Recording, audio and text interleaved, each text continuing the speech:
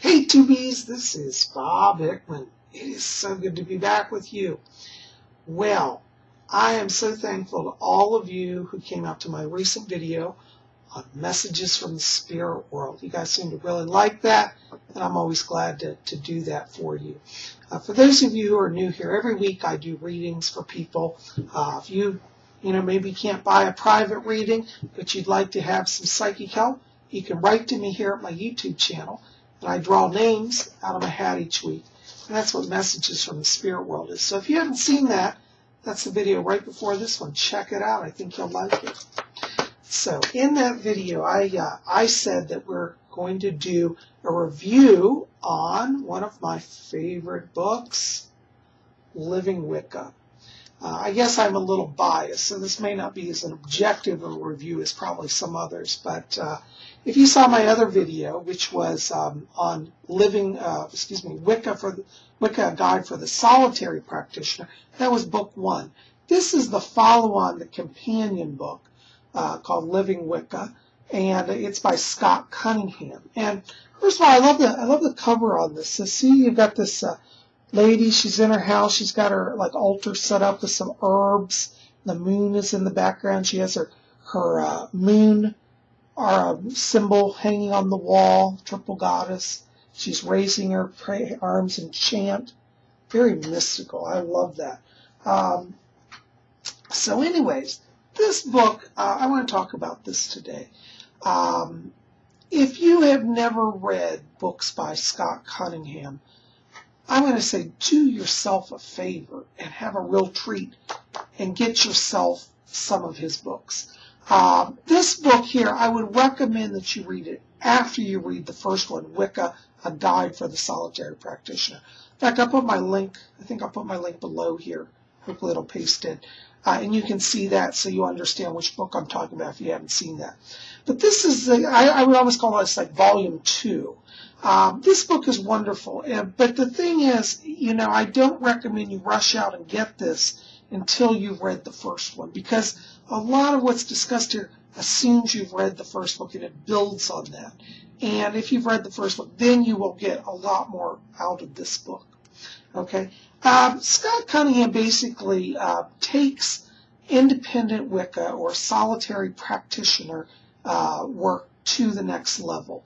This book is all about people who have, it's actually for people who have kind of committed themselves to walking on the Wiccan path, who've said, you know what, I think this really is for me, and I want to go for it. And this book helps you to kind of get more grounded in the practice. Just to give you some highlights here of the table of contents. You see it's got a nice layout here, table of contents. It's similar to the previous book, is done in sections. Part 1 is learning, part 2 is practice, and part 3 is your own tradition. And basically what he does is he goes through some of the deeper spiritual aspects of being a Wiccan. He talks about how to spiritually practice. One of the things that he says in this book, he says a lot of people jump into Wicca from the side of spells. And he said a lot of books focus on, all right, we got to build the altar, we got to do rituals and spells.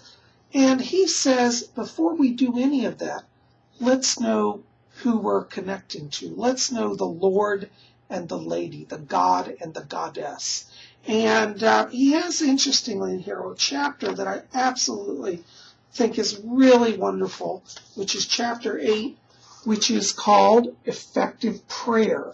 And, I have to agree with Scott Cunningham because he says that a lot of Wiccan books never even discuss prayer. It's almost like not really considered because people think, oh, you just go in and cast spells. And he says, before you do anything, why don't you pray? Why don't you know the deities?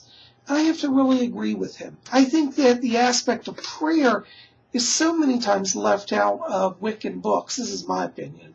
And I think that this is probably because a lot of people have come out of perhaps an oppressive religion, and they feel like, I don't want anything to do with prayer. It's like my old faith. And he says, prayer doesn't have to necessarily be, like by rote or, under a form that's controlled.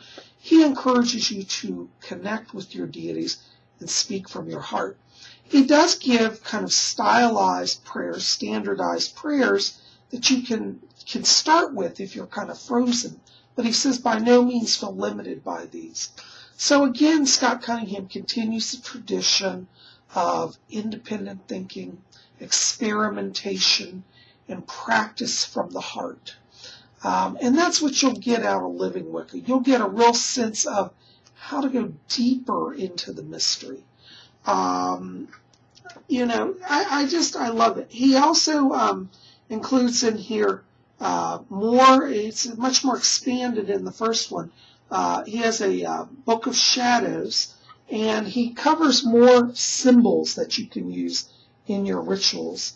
Spell card, you can see it's much more extensive, several pages of various magical images that you can use for spells, for candle magic, so he just goes on and on. Wonderful, wonderful stuff. This just goes a little deeper than the first book. And it's really for those who really have decided already for Wicca. If you're somebody you're not sure if you want to do Wicca, you're on the fence about it, start with that first book. And if you want to continue, the second book will take you to a deeper place. I really recommend it. So, in terms of this book, 5 out of 5 stars, 5 being number 1. I love it. I think it's great. I don't have here today, I was looking for, I forgot to bring my other copy. I have an original copy in the earlier release. And I was going to show you the cover. In my last video, the first book on this one, I did show the cover of Living Wicca, the original cover by Robin Wood. But this cover also is very nice. And as I said, the content is really what you're paying for, and it stays the same, even if the cover changes. Scott Cunningham's a classic. Unfortunately, he's no longer with us, and that's a real loss to the Wiccan community. But we will always have his writings, and his spirit really comes through. This book, like his previous book, really comes from a conversational tone. You really feel like you're sitting in the room and he's teaching you about Wicca. And it's not thou shalt, you must. It's like, well, let's look at this. Maybe you should try this. And this is what I found. It's very conversational, and I think that is a plus point for it. So definitely check it out. I'm a big fan here. I'm sitting here, I've had him here. This is, by the way, is my new bookmarker. It's Isis. Isn't that cool? I just thought you guys would like to see that. But I'm using that because I'm actually rereading this book. This is a newer copy that I got because I want to preserve my original copy because it's becoming a collector's item. So anyways, Living Wicca, a further guide for the solitary practitioner, Scott Cunningham.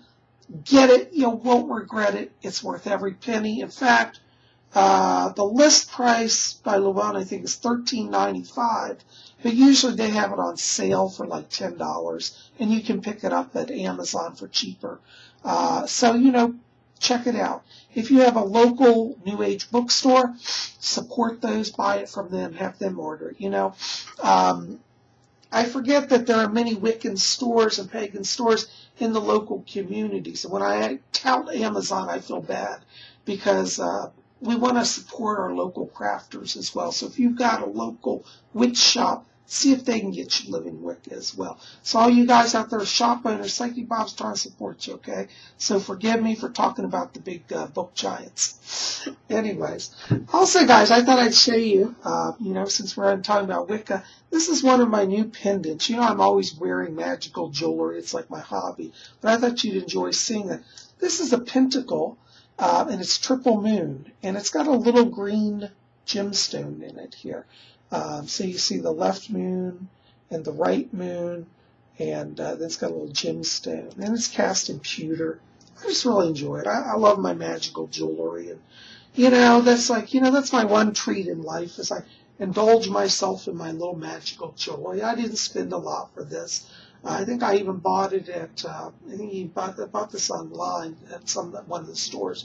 So definitely look around, get some magical jewelry, If you want to practice Wicca, I'll tell you, make it a lifestyle. It's not, it's not like a Sunday religion. Wicca is not, okay, it's Sunday, we go cast circle. No. Wicca is a lifestyle. It's about every day tuning into spirit, attuning to the natural world, attuning to the Lord and the Lady, and understanding the interconnectedness of life. And, as we're talking about Scott Cunningham's work, he really did that in his life. And I'm going to do another review soon on the biography of Scott Cunningham's life called Whispers of the Moon. It's a wonderful book. We'll have that in a few weeks. But for right now, I want you guys to focus on Living Wicca, a further guide for the solitary practitioner. Get it, you won't regret it. Okay, guys? Listen, just a little insight. I hope that helps you guys. I'm so glad you're here at Spirit Channel. Listen, if you're new, or even if you're not new, hit that subscribe button. We'd love you to be part of our scene. We got some cool stuff coming up. In the next few days, I'm going to do a video about the reptilian aliens. A lot of you have been writing down asking about the reptilians, what's happening. You're hearing rumors about them. Well, we're going to talk about that. And you might be surprised what I'm going to say. It may be rather shocking. So definitely check back here. I think we're going to do that on Tuesday, so you don't want to miss that. Okay, so be here for reptilian aliens on Tuesday. All right. So anyways, guys, thanks for being here at Spirit Channel. Love you guys. Thumbs up. Listen, comments in the box. Tell me, have you read this book? Are you going to get it? Are you interested? Sure love to hear your thoughts. And if you've read it, what's your experience with it? Thanks for being here at Spirit Channel. Keep it here. I'll see you back here on Tuesday. God bless you all.